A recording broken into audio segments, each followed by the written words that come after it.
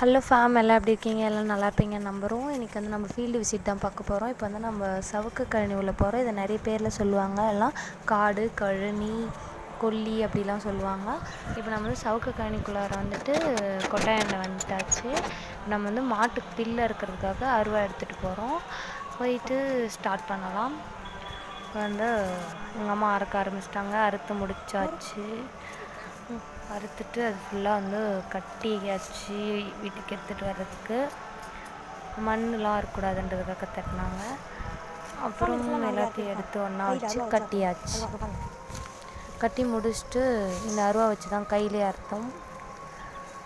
அப்புறம் இங்கே வந்து பார்த்திங்கன்னா, இது எங்கள் ஆரஞ்சு மரம். இது வந்து குருவிக்கூண்டு, சிட்டுக்குருவிக்கூண்டு யாருக்கெல்லாம் தெரியும்.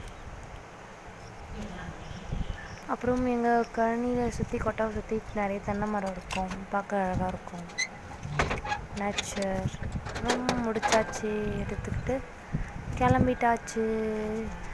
நம்ம கழனிக்கு ஒரு பாய் பாய் சொல்லிடலாம். இந்த ரெக்கை யாரெல்லாம் கமெண்ட் பார்த்துருக்கீங்கன்னு கமெண்ட் பண்ணுங்கள். இது வந்து கிங்ஃபிஷரோட ரெக்கை.